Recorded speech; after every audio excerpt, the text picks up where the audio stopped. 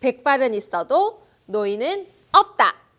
2021 온라인 실버 겨울 힐링 캠프에 오신 여러분을 진심으로 환영합니다. 작년 여름에 어르신 여러분들을 만났었는데 벌써 겨울 힐링 캠프 시간이 되었네요. 시간이 얼마나 빠른지 새해가 밝은 지 얼마 안 된 것 같은데 벌써 달력 한 장이 넘어가 2월달이 되었어요. 흘러가는 시간을 잡을 수는 없지만 우리 함께 의미 있게 보내보아요. 실버 겨울 힐링 캠프와 함께 말이죠. 기대되시죠? 네, 감사합니다. 첫 번째 시간은 전국에 계신 실버대학 어르신들의 멋진 공연입니다. 원주 실버대학에서 준비한 당신이 좋아, 그리고 인천 실버대학에서 준비한 사랑가, 마지막으로 대전 한밭실버대학에서 준비한 다이너마이트입니다. 모두 함께 감상하러 가보실까요?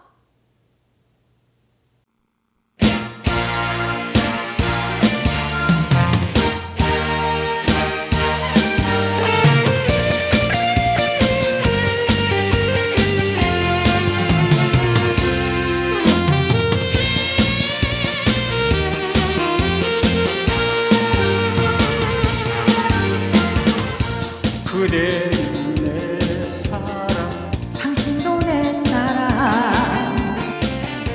이 세상에 누워도 예비 안 되니 원한이 따로 우리가 원한이지. 환상의 해피한 원한이.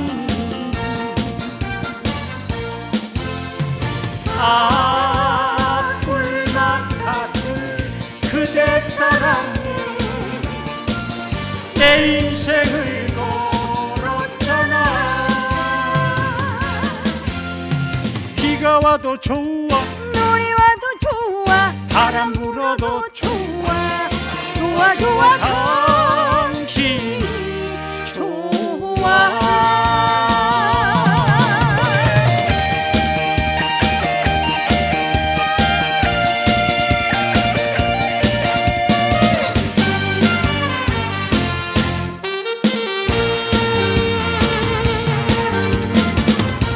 그대는 내 운명, 당신도 내 운명.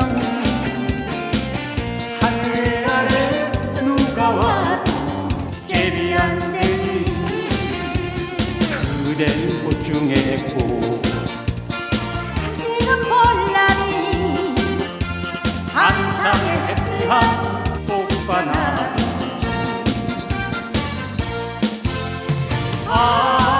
하늘만 같은 그대 사랑에 내 인생을 걸었잖아. 비가 와도 좋아, 눈이 와도 좋아, 바람 불어도 좋아, 좋아, 좋아, 당신 좋아. 하늘만 같은 그대 사랑에 내 인생을 걸었잖아. 비가 와도 좋아, 눈이 와도 좋아,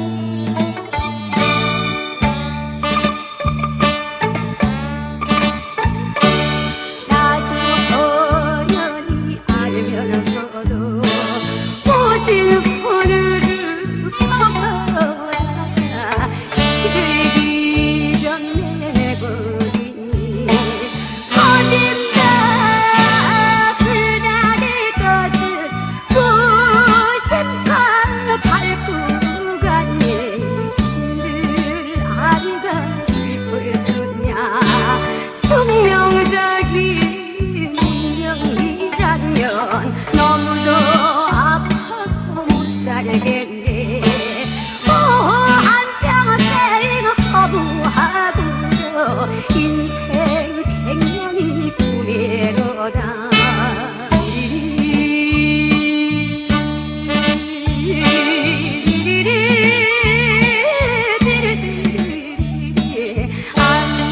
안하지 못하리라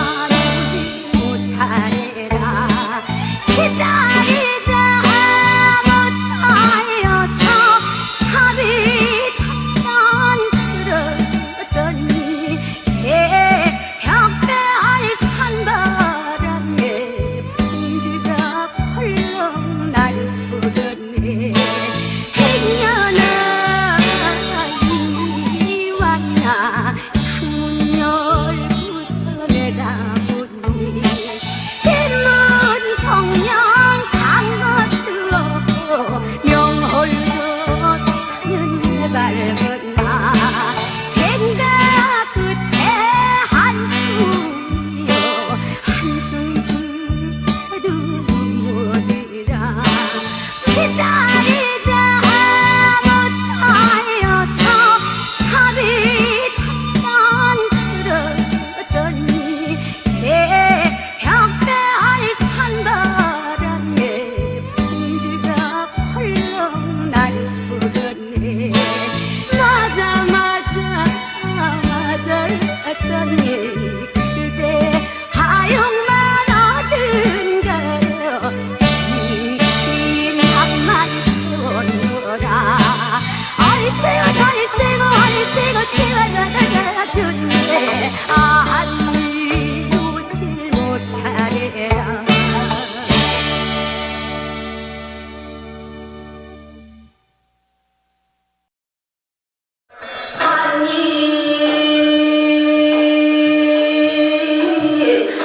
아니 놀진 못하리라 동산에 다리도다 아이고 이거 우리 실버 장기자랑 나가야 되는데 이대로 될겨? 그러니까 언제까지 이런 타령만 할겨? 우리 손녀가 방탕인가 곰탕인가 그 아가들이 멋있게 춤추는 게 있다는데 그런 거나 해보면 어때요? 아이고 허리야 진짜 허리야 허리 아파 죽겠네 이 나이에 무슨 창피하게 댄서야 댄서 나는 하기 싫어 안 해.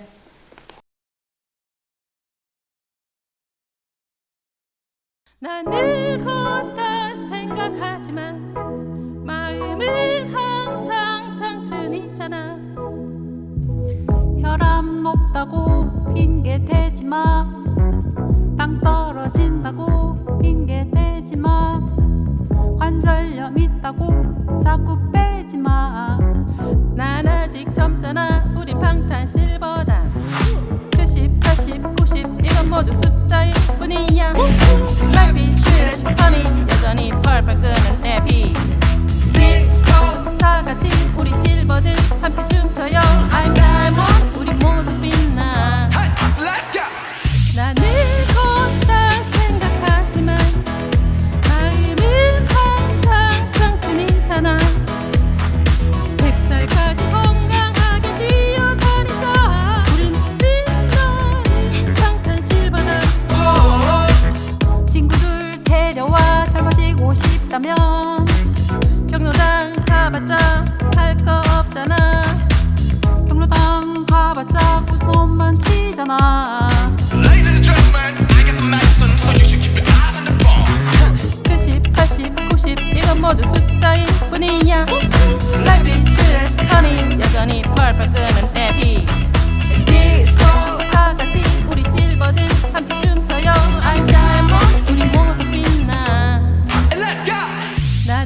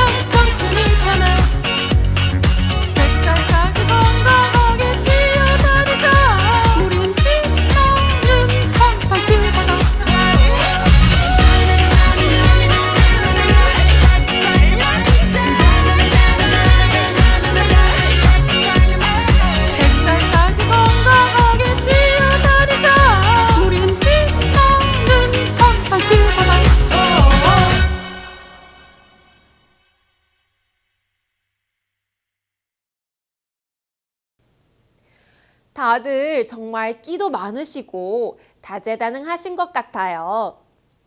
작년 2월 대구에 코로나가 급속히 번지면서 모두가 불안과 걱정 속에서 시간을 보냈었죠. 요즘 대구는 청정 지역이라고 불릴 만큼 확진자가 적지만 전국적으로는 확산된 코로나19에 다들 걱정이 많으실 겁니다. 코로나로 변해버린 일상이 익숙해진 요즘, 코로나 속에서 우리들의 건강을 지켜보아요. 거제 아동병원 박진홍 원장님을 모시고 코로나 예방법을 듣겠습니다. 안녕하세요. 박진홍 원장입니다. 나이가 드시면 소력이 예전 같지 않으시죠? 몸에 좋다는 걸 먹어도 별로죠. 나이가 들면 병이 걸리기 쉽고요. 또 상처가 나면 잘 낫지 않죠. 소화불량도 잘하고. 늙으면 작은 상처가 나도 잘 낫지 않아서 많이 서러우실 것 같아요. 요즘 코로나 바이러스로 세상이 난리가 아닙니다. 코로나 바이러스는 면역 기능이 많이 떨어져 계시는 어르신들한테 더 치명적이죠. 걸리면 증상이 빠르게 나빠지고요. 사망에 이를 수도 있습니다. 전체 사망자 중에 70대 이상이 약 78%를 차지한다고 합니다. 코로나 바이러스는 호흡기를 통해서 들어오기 때문에 폐에 가장 먼저 염증을 일으킵니다. 그래서 폐가 안 좋으신 분들, 폐암이 있으시다든지 결핵, 기관지 확장증, 만성 폐쇄성 폐질환, 이런 호흡기 질환이 있는 경우에는 코로나에 쉽게 걸릴 수가 있습니다. 그래서 이런 분들은 특히 조심하셔야 합니다. 어르신들은 코로나 바이러스로 폐렴이 오면, 예를 들면 폐렴 증세가 기침을 많이 한다든지 고열이 난다든지 이런 증세를 보이는데, 이런 전형적인 증세를 보인다는 것보다도 입맛이 떨어진다든지 숨이 가쁘고 또는 어지럽고 하는 이런 애매한 증상을 보일 수 있습니다. 그래서 치료 시기를 놓치기가 쉽습니다. 또 폐렴이 오면 어르신들은 면역 기능이 많이 떨어져 계시고 또 기침이나 이 가래를 잘 뱉어낼 능력이 떨어지셔서 급격하게 빠른 속도로 이 폐렴이 악화될 수 있습니다. 코로나에 안 걸리고 건강하게 지내셔야 하는데 어떻게 하면 이 코로나에 안 걸릴까요? 이게 여러분들 관심이실 겁니다. 먼저 비누 이야기를 한번 해볼까요? 손 씻기를 잘해야 한다는 이야기를 여러분들은 수도 없이 들으셨을 거예요. 특히 코를 풀거나 기침을 했을 때, 외출을 하고 돌아왔을 때 손을 꼭 씻으셔야 합니다. 공공 화장실에 여러분들 요즘 비누 다 비치해 놓잖아요. 그런데 다른 사람이 앞에 비누를 쓰고 갑니다. 그 비누 쓰는 거 불안하시죠? 옮기지 않을까 걱정하시죠? 옮길까요? 안 옮길까요? 알려드릴게요. 절대 안 옮깁니다. 비누가 바이러스와 관련해서는 현존하는 가장 강력한 소독제입니다. 믿어주세요. 사실입니다. 가장 강력합니다. 비누를 쓰는 것이 정답입니다. 왜 그러냐면 바이러스는 다 절반이 무생물입니다. 이 바이러스가 바닥에 떨어져요. 이 떨어지면 이 바이러스는 조건만 맞으면 몇 년이고 살아납니다. 몇 년이고 죽지 않습니다. 그런데 이 바이러스가 사람 손을 통해서 점막으로, 사람 몸 안으로, 세포로 들어오면 이게 막 증식을 합니다. 새끼를 막 칩니다. 이게 바이러스거든요. 눈에 안 보이지만 이런 먼지 같은 이런 입자라는 것입니다. 이게 계속 있다가 1년 후에 독감이 되고 감기가 되고 그렇습니다. 이게 바이러스거든요. 사람들은 손에 묻은 것을 비누로 씻으면 미끄러뜨려서 씻어낸다고 생각을 하거든요. 근데 그게 아닙니다. 잘못 아시는 것이거든요. 비누 효과는 바이러스를 죽여내는 것입니다. 이 바이러스의 구조라는 것이 단백질 껍데기로 쌓여 있거든요. 그리고 거기에 지방이 조금 들어있습니다. 기름기가 있거든요. 이 기름을 비누가 강력하게 녹여냅니다. 그러니까 껍질을 비누가 강력하게 녹여낸다는 것이죠. 껍질이 다 깨지기 전에 이게 다 부숴버리는 거죠. 그냥 다 죽어버리는 거죠. 비누와 바이러스가 만나면 그러니까 포비돈이나 알코올 같은 것을 쓸 필요가 없다는 거예요. 비누는 끝이라는 겁니다. 그래서 요즘 같은 시기에 특히 손을 자주 씻어야 합니다. 늘 강조하죠. 어디에 바이러스가 있는지 묻어 있는지 모르니까, 언제 내가 만질 줄 모르니까 손을 틈난 대로 씻어야 합니다. 그래서 저는 손으로 어떤 물건을 잡지 않습니다. 엉덩이로 막 밀고 들어가죠. 이렇게. 엘리베이터 같은 것도 손등으로 이렇게 누릅니다. 이렇게요. 이해가 되시죠? 그렇게 합니다. 불가피하게 만지고 나서는 비누로 씻어야 합니다. 그런데 중요한 원칙이 있어요. 비누가 최소한 20초 손에 닿아 있어야 돼요. 그래야 바이러스가 죽습니다. 비누로 칠하는 것 20초, 물로 헹구는 것 10초, 그래서 30초가 나온 것입니다. 그리고 여러분들 생일 축하합니다 이 노래 아시죠? 이 노래를 2번 누르면서 손을 씻으세요. 한 번 부르는데 15초 걸리거든요. 2번 부르면 30초. 30초를 일일이 잴 수 없으니까 노래를 부르면서 씻으면 좋습니다. 노래를 속으로 부르세요. 생일 축하합니다. 생일 축하합니다. 사랑하는 어머니 생일 축하합니다. 이렇게요. 이렇게 2번 부르면 30초가 됩니다. 그러면 여러분의 손은 바이러스로부터 깨끗해집니다. 실제 질병의 70%가 손을 통해서 전염이 되거든요. 손 씻는 순서도 중요합니다. 흐르는 물에 비누로 씻는데 6개 순서로 30초 이상 씻는 것입니다. 첫 번째, 손바닥과 손바닥을 마주대고 문질러 줍니다. 그리고 두 번째는 손등과 손바닥을 대고 문질러 줍니다. 그리고 세 번째, 손바닥을 마주대고 손깍지를 끼고 이거 문질러 주고요. 그 다음 네 번째, 손가락을 마주 잡고 이거 문질러 줍니다. 그리고 다섯 번째는 엄지손가락을 잡고 이렇게 씻어줍니다. 그리고 여섯 번째는 손톱 밑을 다른 손바닥, 다른 손바닥, 반대편 손바닥을 세워가지고 이렇게 손톱 밑을 깨끗하게 문질러주면 됩니다. 이렇게 하시면 되고요. 다들 손 씻기 잘하고 계신다고 생각하시면 충분한 시간을 두고 씻으셔야 합니다. 비누로 30초 이상 손 씻기 하는 것 절대 잊지 마셔야 합니다. 이 손을 씻을 수 없을 때, 이럴 때는 손 소독제를 쓰셔야 됩니다. 우리나라 사람은 항상 바쁘거든요. 이 손 소독제 바르는 것도 진짜 대충 합니다. 너무 바빠가지고요. 뭐가 바쁜지. 그래서 이것도 똑같이 30초, 아까 제가 말씀드렸던 6가지 동작을, 6가지 구석구석, 손가락 사이사이, 손등, 손바닥, 엄지손가락, 손톱 밑, 이런 데 전부를 적셔주셔야 됩니다. 그리고 충분한 양을, 500원짜리 동전 크기 정도를 충분히 짜서 비벼주시는 게 좋거든요. 다음에 또 중요한 것이 여러 사람들이 모이는 것을 안 하셔야 됩니다. 사회적 거리 두기라고 하시죠. 외출을 삼가하시고요. 사람이 많이 모이는 것은 피하셔야 됩니다. 특히 환기가 안 되는 곳, 밀폐된 장소는 피하셔야 됩니다. 사람을 만날 때는 옆 사람과 2m는 떨어져 있어야 됩니다. 2m는 어느 정도 되냐면요, 양팔을 이렇게 벌렸을 때 서로 닿지 않은 정도, 이 정도가 되겠습니다. 악수 같은 이런 신체 접촉은 안 하시는 게 좋습니다. 코로나에 걸리지 않으려면 손 씻기를 한 다음에 꼭 마스크를 이제 쓰기를 잘 하셔야 되는데, 마스크 쓰기 전에 무엇부터 먼저 해야 될까요? 먼저 아까도 말씀드렸던 손 씻기를 하셔야 됩니다. 깨끗이 씻은 손으로 이 마스크를 꺼내십니다. 이렇게.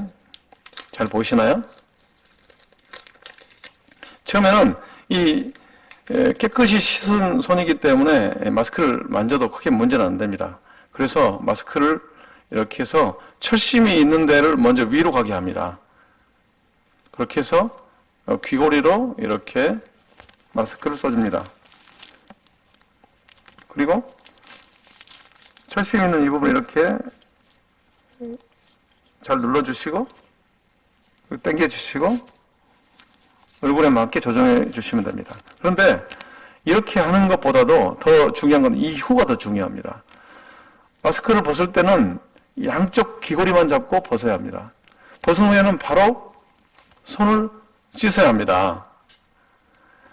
벗은 마스크는 귀고리 부분으로 걸어두는 것이 제일 좋습니다. 걸어둘 곳이 없으면 종이박스 같은 곳이라든지, 그리고 종이박스가 없으면 마스크 바깥쪽이 위로 향하게 이렇게 보관하시면 됩니다. 마스크의 바깥 부분은 이 바이러스가 엄청 오염이 되기 쉽거든요. 다른 사람의 침방울에 닿기도 하고 해서 이걸 만지면 이 손을 통해서 바이러스가 다 퍼지거든요. 쓰기 전, 쓴 후, 이 모두 이때마다 손을 씻으셔야 됩니다. 이걸 꼭 유념해 두셔야 돼요. 마스크 쓰는 것도 중요하지만 마스크를 쓰고 벗고 할 때마다 손을 씻는 거, 이게 정말 중요하거든요. 이걸 꼭 기억해 두셔야 됩니다. 그리고 이 바깥에 멀리 떨어져 있고 탁 트인 곳 있잖아요. 사람들이 밀집해 있지 않은 곳. 이런 곳은 안 쓰셔도 됩니다. 그렇지만 바이러스 밀도가 높은 곳, 밀폐된 공간, 이런 데는 마스크를 쓰는 걸 꼭 챙기셔야 되거든요. 그래서 엘리베이터라든지 버스라든지 택시 안, 이런 곳은 꼭 쓰셔야 됩니다. 좁은 공간에 여러 사람이 오래 머무는 것, 이 세 가지는 꼭 피해야 됩니다. 내가 머무는 공간이 좁다, 사람이 많다, 세 번째, 오래 머물러 있다. 이 세 가지는 꼭 피해야 됩니다. 이 세 가지가 높으면 코로나 바이러스가 위험해집니다. 그리고 이때 꼭 마스크를 쓰셔야 됩니다. 실내에서는 꼭 쓰셔야 됩니다. 애절이 아니고요. 이거는 의무입니다. 다음에 기침 애절이 가장 중요한데요. 기침할 때는 옷소매로 이렇게 입과 코를 가리고 하셔야 됩니다. 또는 이 휴지라든지 손수건 같은 것으로 가리면서 하셔야 됩니다. 그냥 손으로만 가리는 것은 위험합니다. 손은 기침을 완전히 차단하지 못하거든요. 손에 묻은 이 바이러스가 또 퍼질 수가 있으니까 옷소매라든지 또는 손수건 또는 티슈 같은 걸로 막으시고 휴지나 이런 걸로 막으셔서 기침하셔라. 그리고 이 옷소매로 이제 기침을 한 다음에 이 옷소매를 손으로 터시는 분이 있는데 이거 안 하셔야 됩니다. 이 다시 손이 오염될 수 있거든요. 절대로 옷소매는 터시면 안 됩니다. 어르신들은 고혈압이나 또는 당뇨병이 많이 있으신데 고혈압약이나 당뇨병 약 이거 꼭 챙겨 드시는 걸 유념하셔야 됩니다. 요즘 코로나 때문에 병원 가기 어려우시잖아요. 또 코로나 걸릴까 무서우니까 병원도 안 가시고 약도 안 타시는데 이 복용 중이라는 약물은 절대 중단하시면 안 됩니다. 코로나 시대라서 요즘 병원에서는 전화 처방도 가능하거든요. 대리 처방도 가능하거든요. 그래서 꼭 가족이라든지 친지 또 이웃들에게 부탁을 하셔서 병원에 가서 처방을 받아서 약을 받아 오셔서 약을 꼭 드시도록 하십시오. 또 안 될 경우에는 전화를 하셔도 됩니다. 그리고 흡입제를 사용하시는 분들도 있는데 이것도 중단하시면 안 됩니다. 반드시 병원에서 지시한 대로 그 흡입제를 계속 사용하시고 또 안 되면 대리 처방, 전화 처방을 받으셔서 약을 끊기지 않도록 신경 쓰셔야 됩니다. 알게 모르게 어르신들 집에 바이러스가 들어와 있을 수 있습니다. 그래서 실내 환기가 중요합니다. 폐쇄된 공간은 바이러스 전파가 될 가능성이 많거든요. 그래서 하루에 2번 내지 3번, 30분씩 환기를 해주셔야 됩니다. 집안에 있는 바이러스를 없애는 좋은 방법이죠. 하루에 2번 이상 창문을 활짝 열고 이 바람이 잘 통하게 해주는 것. 이렇게 하는 것이 굉장히 중요하고요. 그 다음에 집안에 있는 물건들을 소독을 해주셔야 됩니다. 이것도 중요하거든요. 7일에 한 번 이상 꼭 물건들을 잘 소독해 주셔야 됩니다. 특히 손이 많이 닿는 곳, 문고리 같은 곳, 이런 곳은 꼭 소독을 해주시는 게 좋겠습니다. 그리고 또 몸을 따뜻하게 해주시는 거, 이거 정말 중요하거든요. 어르신들은 돈을 아낀다고 보일러를 거의 꺼놓고 계시는 분들이 많습니다. 시골에 저희 어머니가 혼자 계시거든요. 저희 어머니는 돈을 아끼신다고 보일러를 거의 틀어놓지 않으셔요. 그래서 방이 냉골이에요. 그래서 한 번은 어머니께 이런 말을 했습니다. 그 돈 아무것도 아닙니다, 어머니. 어머니가 병원에 입원하시면 돈이 더 들어가고 이 아들들한테 정말 잘하는 거 아니라고. 이렇게 했더니 요즘은 어머니께서 아끼지 않으시고 방을 따뜻하게 하고 계시고 그렇게 하고 계시는데 몸이 추우면 병이 걸리기 쉽거든요. 코로나에도 걸리기 쉽습니다. 그래서 실내 온도를 한 50%에서 55%, 실내 온도는 22도 정도가량 유지하셔야 됩니다. 여러분들 방바닥은 이불 같은 걸 깔아놓고 따뜻하게 하고 계시는데 실내 온도는 차가워요. 근데 안 됩니다. 실내 온도가 더 중요하거든요. 방 안 공기를 따뜻하게 유지하는 거. 절대 돈 아끼지 마세요. 병이 걸리면 돈 더 들어갑니다. 기름값보다 더 들어갑니다. 그리고 외출할 때 얇은 옷을 여러 번 여러 벌 끼어 입는 것이 좋습니다. 모자라든지 스카프라든지 목도리 같은 거, 그리고 목이 긴 양말 같은 거 꼭 챙겨 신으시고요. 신체가 노출되는 것은 최대한 줄여주시는 게 좋습니다. 충분한 물을 드시고, 그리고 하루에 1 내지 1.5 내지 한 2리터 정도의 따뜻한 물을 드시는 거, 이거 중요하고, 이 따뜻한 물은 위장에 굉장히 도움이 많이 됩니다. 혈액순환에 도움이 되고요. 생강차라든지 모과차, 홍차, 이런 따뜻한 성질의 차를 마시면 더욱 좋습니다. 그리고 코로나 의심될 경우에 여러분들 코로나 검사를 주저하지 마셔요. 그래서 이런 증상이 있으면 꼭 집에 머무지 마시고 선별 진료소에 가셔서 꼭 검사를 받으셔요. 열이 높다든지 두통이 있다든지 기침이 있다든지 목이 아프다든지 호흡곤란 또는 춥다든지 오한이 있다든지 복통, 설사, 그 다음에 이런 증상 말고도 평소보다 몸이 어딘가 찌뿌둥하다 이러면 집에서 쉬십시오. 그리고 코로나 의심되면 질병관리청으로 전화하세요. 1339 이 번호로 전화하시면 좋겠습니다. 보건소에 연락하셔도 됩니다. 65세가 넘으시면 흔히 이제 발생하는 문제가 또 영양불량이거든요. 이 나이가 되면 식욕도 떨어지고 소화도 안 되고 영양불량이 잘 오실 수 있습니다. 영양불량인지도 모르고 그 습관대로 그냥 드시거든요. 그렇게 하면 안 됩니다. 영양불량을 막기 위해서는 영양소에 신경을 써야 됩니다. 특히 단백질을 드셔야 되는데 노화가 되시면 근육이 많이 빠져나가는데 이걸 챙기기 위해서 단백질 꼭 챙겨 드셔야 됩니다. 좋은 방법은 계란 후라이를 드실 때 흰자를 한 2개나 3개 정도에다가 노른자 1개만 하는 거예요. 그래서 이렇게 이걸 해서 후라이를 드시면 도움이 되고 소고기나 돼지고기 이런 살코기를 드시고 장조림 같은 그런 거를 반찬으로 해서 드시는 것도 좋겠습니다. 새끼 식사는 꼬박꼬박 챙겨 드셔야 돼요. 아셨죠? 틈틈이 운동하시는 것도 꼭 잊지 마시고요. 손 씻기 잘 하시고 마스크 잘 쓰시고 몸도 따뜻하게 잘 유지하시고 새끼 꼭 챙겨 드셔서 코로나를 잘 이겨내시면 좋겠습니다. 감사합니다.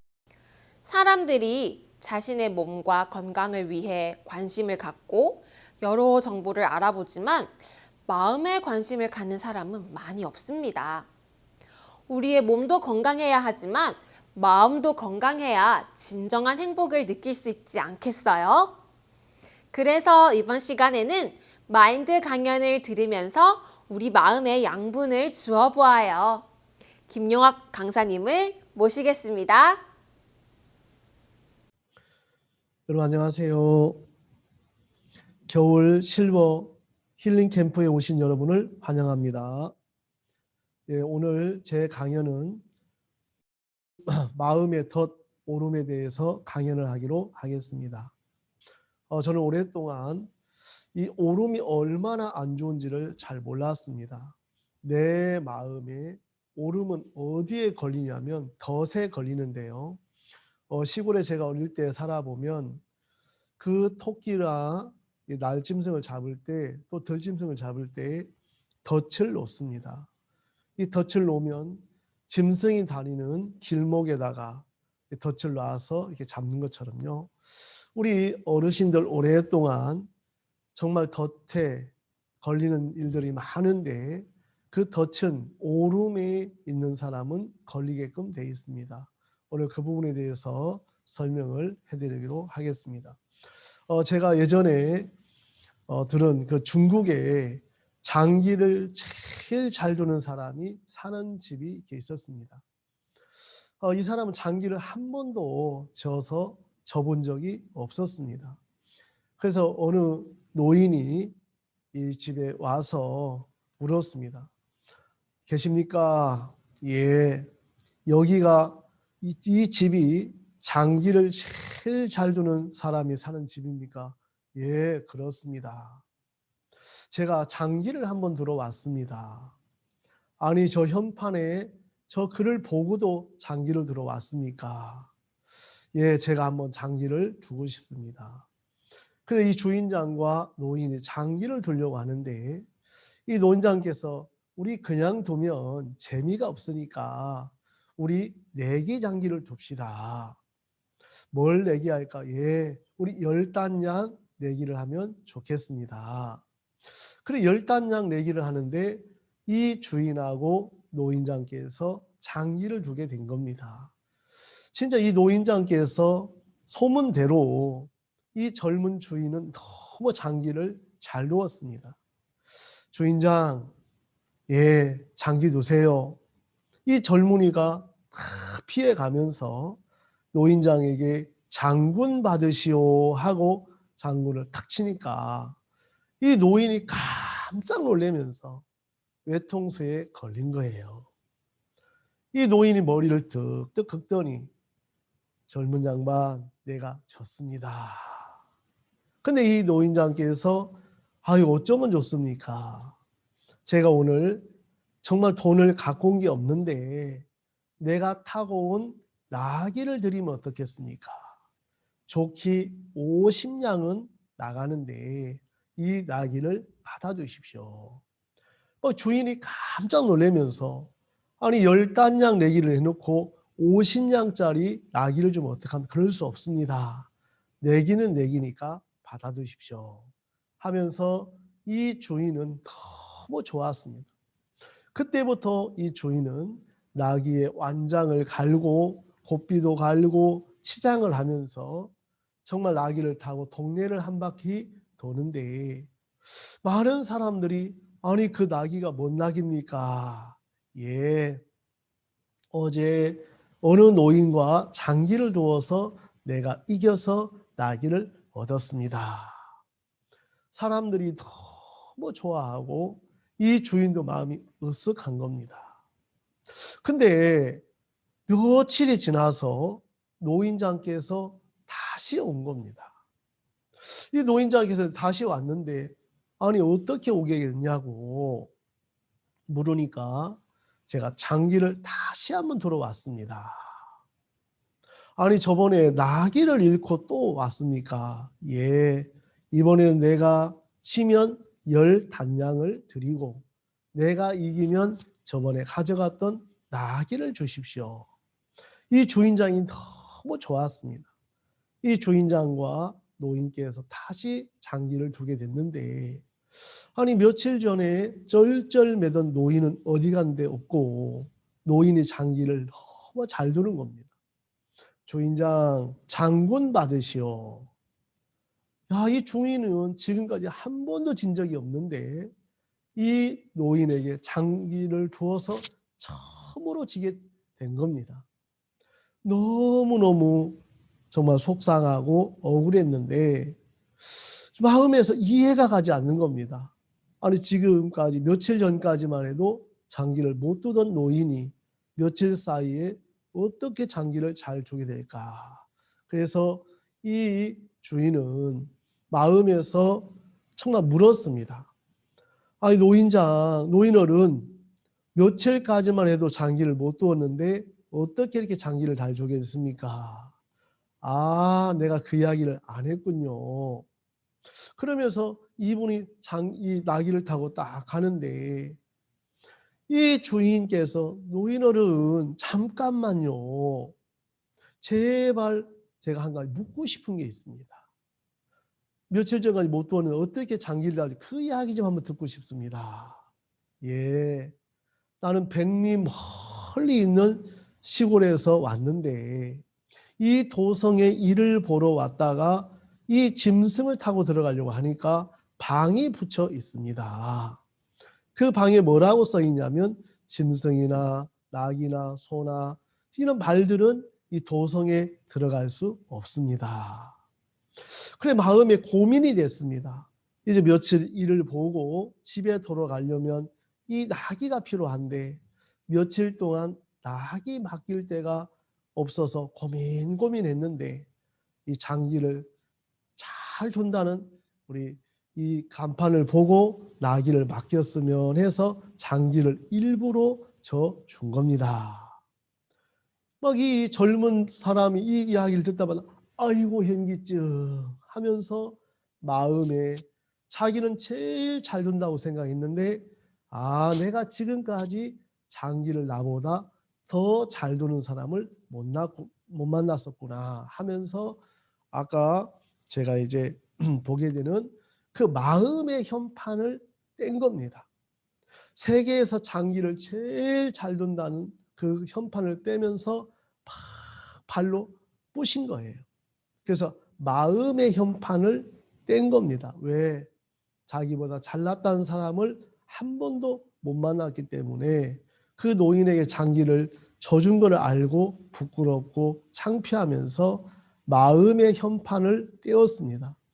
우리 어르신들도 마음에 잘한 것 한 가지는 다 있습니다. 이제 여러분들 마음에 오름이 있으면 남의 것을 배운다든지 정말 듣고 배우는 게 없습니다. 그래서 오름이 있는 사람 늘 부딪히는데 오늘 이 강연을 통해서 마음의 오름이라는 현판을 내시게 되기를 바랍니다. 그래서 이 노인이 떠덕떠덕 나귀를 타고 가면서 이 정말 젊은 이 주인은 정말 이제까지는 제일 장기를 제일 잘 두는 사람이 사는 집이라는 현판을 떼고 마을 사람들과 마음을 나누게 됐다고 합니다. 여러분, 오름은 모든 부분에 부딪히게 되어 있습니다.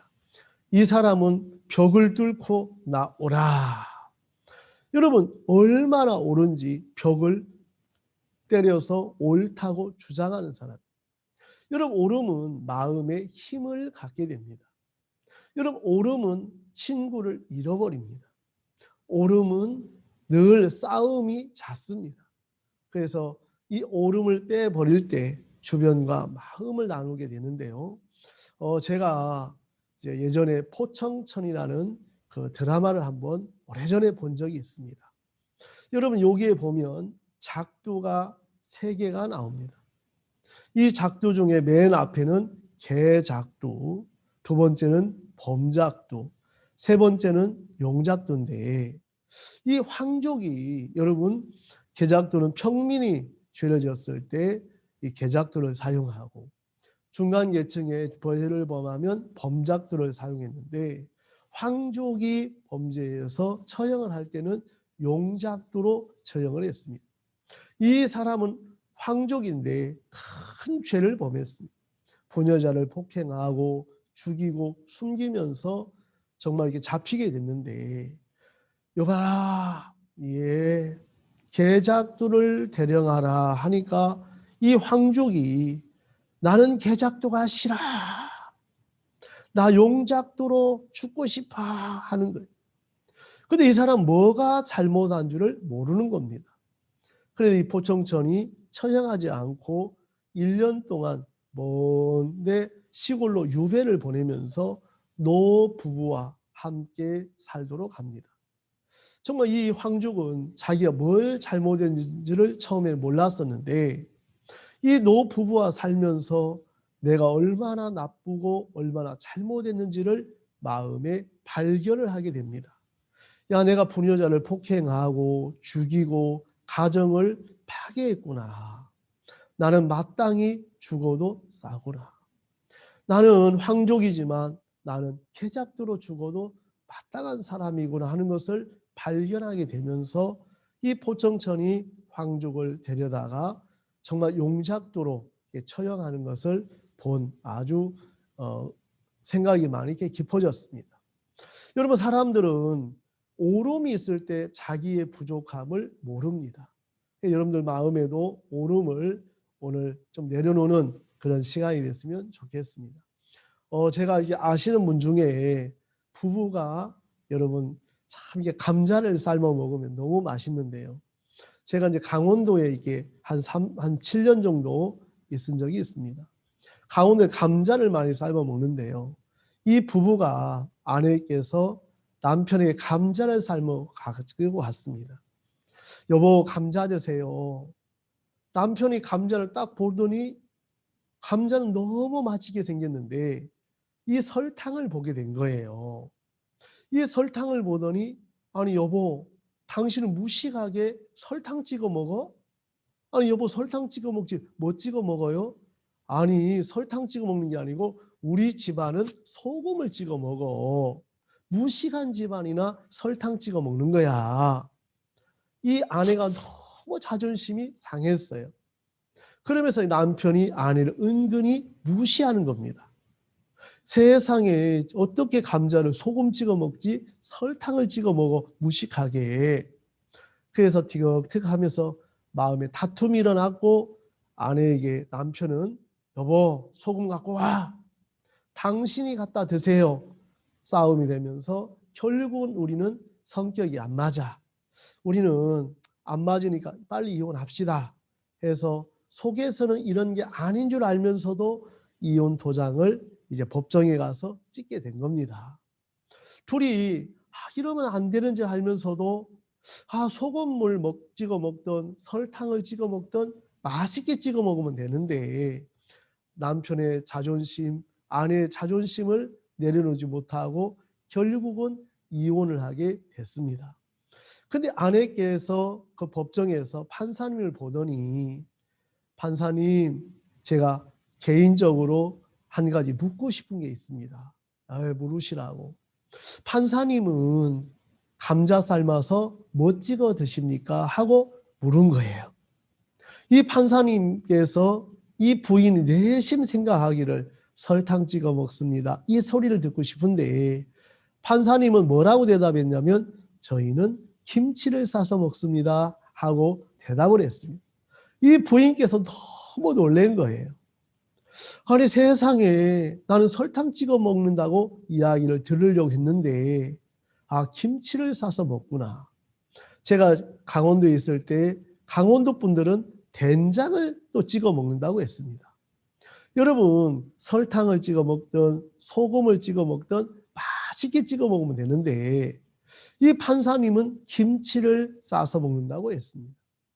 여러분 뭐를 드시든지 간에 정말 감자를 드실 때 뭐를 찍어 먹든 김치에 싸서 드시든 맛있게 먹으면 됩니다. 나는 설탕이 옳아, 나는 소금이 옳아, 나는 김치가 옳아, 그렇지 않습니다. 다를 수 있다는 거죠. 그 옳음이 두 부부를 이혼하게 만들었습니다. 여러분 또 한 사례를 들어보면 제가 어느 인천이라는 곳에 가서 강연을 한 적이 있습니다. 강연을 다 마치고 났는데 강사님 제가 강사님 상담을 좀 하고 싶습니다. 말씀해 보세요. 강사님 제 남편이 너무 밉습니다. 그런데 강사님 제가 미운데 왜 사세요? 이 말을 못 하겠더라고요. 그렇게 마음에 밉대요. 그래서 제가 모치님 행복하게 사는 비결 가르쳐 드릴까요? 예. 그럼 제가 시키는 대로 한번 해보세요. 예.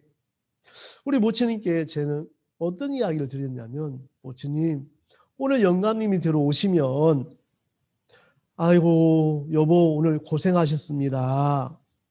저 같은 여자하고 살아주냐고 고생하셨죠? 하고 말을 하라고 했습니다.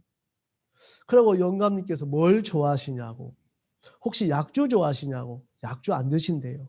그럼 뭘 좋아하냐고 담배를 피신다. 그러면 모치님 처음이자 마지막으로 담배 한 각을 사서 선물로 드리십시오. 그렇게 하겠다고 했습니다. 그 모치님께서 그날 저녁에 퇴근하고 오시는 남편을 보고 여보 오늘 하루 고생하셨습니다. 나 같은 여자하고 살아주냐고 고생하셨죠? 그런 이야기를 하고 담배 한 각을 드렸는데 그 이튿날 깜짝 놀란 거예요. 세상에 식탁에 편지 봉투 하나가 있는데 거기는 뭐라고 써 있냐면 고맙고요 사랑합니다 하면서 그 편지 봉투 속에 10만 원이 들어 있었습니다.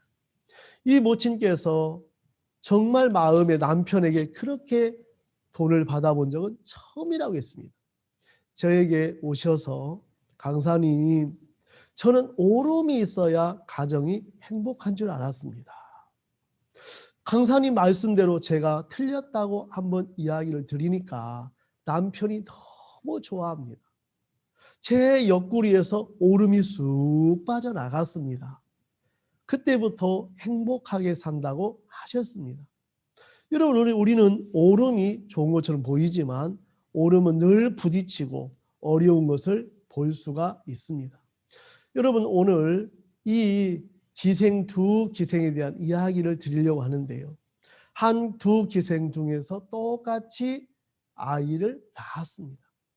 한 기생은 아이를 낳고 이쪽 기생도 아이를 낳았는데 이쪽 기생이 아이를 낳고 세상에 아이를 잠자다가 엎어서 눌려 죽인 겁니다. 이 기생이 옆에 기생을 똑같이 아이가 있는데 찾아가서 깊이 잠든 걸 보고 아무도 없으니까 아이를 바꿔치기 한 겁니다. 그래 이 진짜 엄마가 딱 보니까 자기 아이가 아닌 거예요. 며칠 사이로 아이를 낳았는데 자기가 아이가 아니니까 왜 아이를 바꿨어? 아니 나 안 바꿨어. 아니 바꾼 거야. 서로 티격태격 싸우다가 누구까지 갔냐면 왕 앞에까지 가게 된 겁니다. 왕이시여, 저 죽은 것은 저 계집 거고 산 것이 내 아들인데 저 계집이 거짓말을 합니다. 한 계집은 죽은 것은 저 계집 거고 산 것은 내 아들인데 저 계집이 거짓말을 합니다. 이 왕은 고민을 하게 됐어요. 아, 어떻게 하면 저 진짜 엄마를 가릴 수 있을까? 둘 다 사는 것이 자기 아들이라고 외치는 겁니다. 이 왕은 여봐라, 예, 당장 가서 칼을 가져오너라. 이 큰 칼을 가져왔는데 이 칼을 갖다가 이 산 아이를 반으로 똑같이 나누어라. 반은 저 계집에게 주고 반은 저 계집에게 주어라. 근데 이 산 계집의 어미가 마음이 불붙는 것 같아서 갑자기 무릎을 꿇더니 왕이시여, 제발 죽이지만 마십시오. 왕이시여, 제가 잘못했습니다. 왕이시여, 저 아이를 제발 죽이지만 말고 살려서 저 계집에게 주십시오.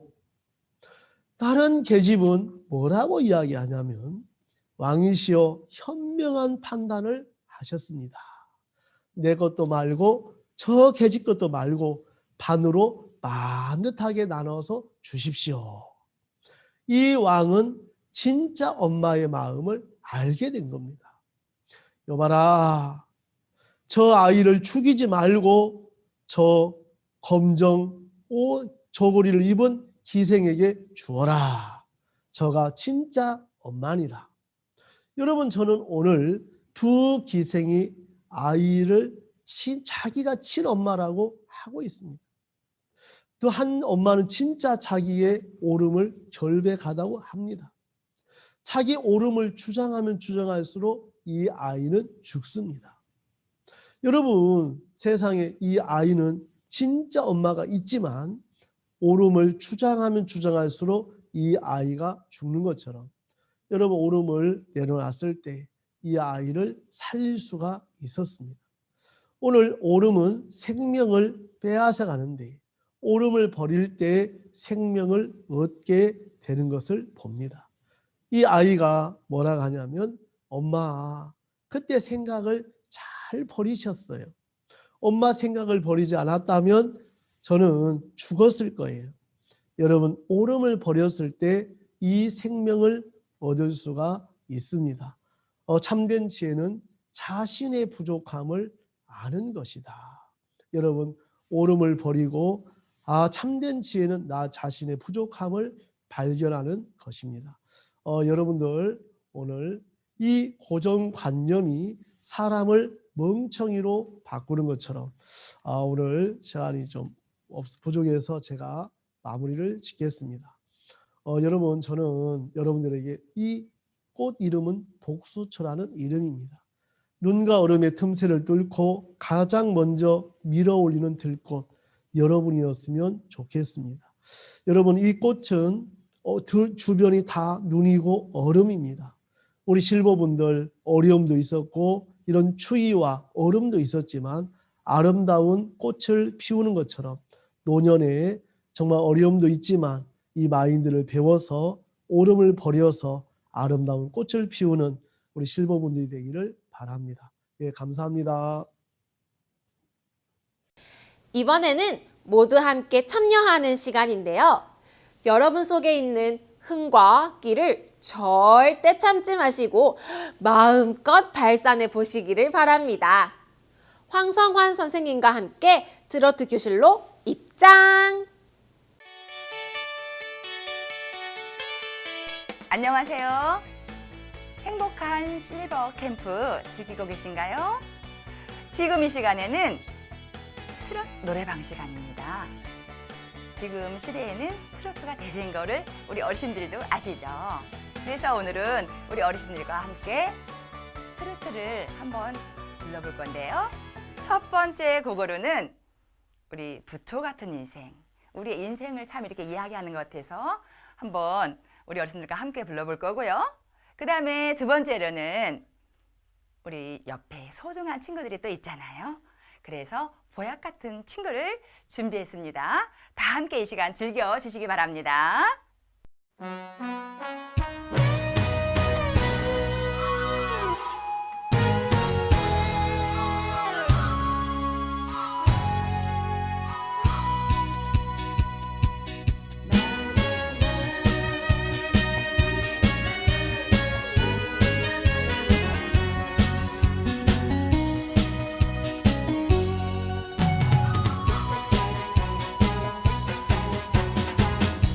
내 인생 고달프다 울어본다고 누가 내 맘 말리요.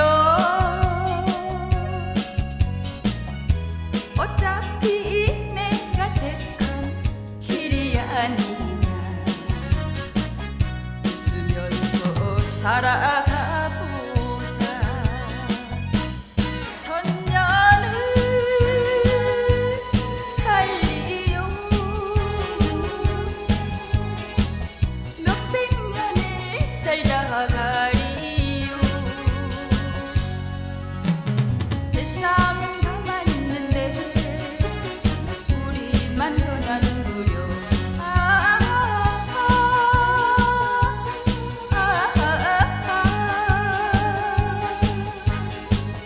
부투 같은 우리 내 인생. 우리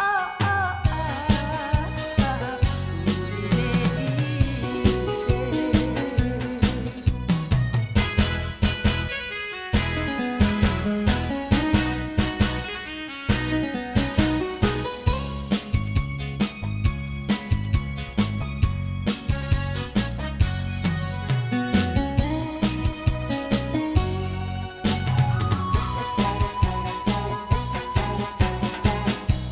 한 걸음 길을 걷다 돌아다 보니 보랏빛 내 인생. 웃으며 걸어왔던 길이 아니냐. 후회 없이 살아가 보자. 천년을 살리요.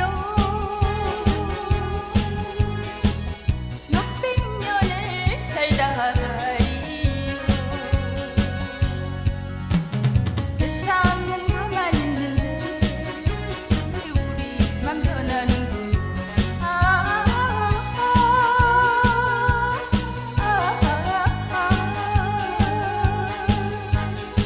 부투 같은 우리 내 인생. 우리 내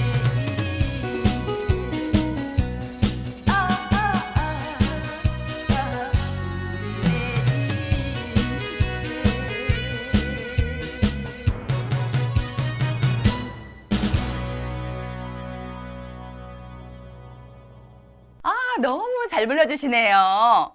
자, 이번에는 우리 두 번째 곡으로는 보약 같은 친구를 함께 불러보시겠습니다.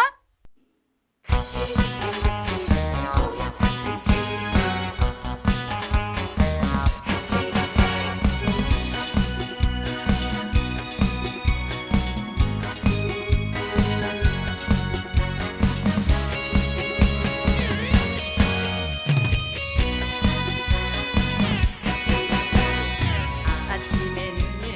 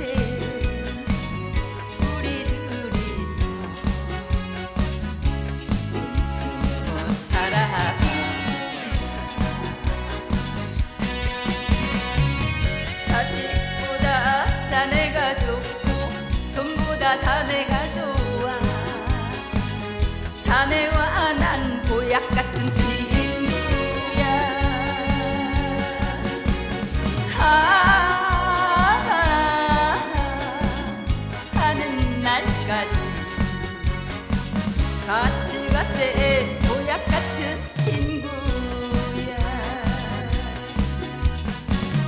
자식보다 자네가 좋고 돈보다 자네가 좋아. 자네와 난 보약 같은 친구야.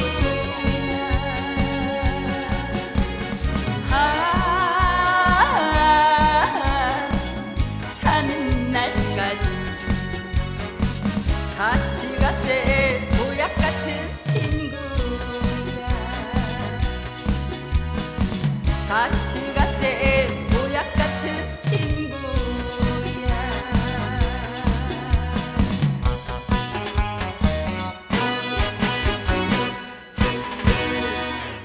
아주 잘 불러주셨습니다. 이 시간 함께 하시면서 즐거우셨나요? 우리 어르신들 행복한 캠프 되시길 바라면서 다음에 또 만날게요. 안녕히 계세요. 우와, 어르신들 노래 솜씨가 정말 멋지신데요. 근데 벌써 마무리할 시간이 되었어요. 여러분과 함께하는 동안 시간 가는지도 몰랐네요. 온라인 실버 겨울 힐링 캠프는 오늘 오후 3시에도 계속됩니다. 몇 시라고요? 네, 3시요. 잠시 후에 뵐게요.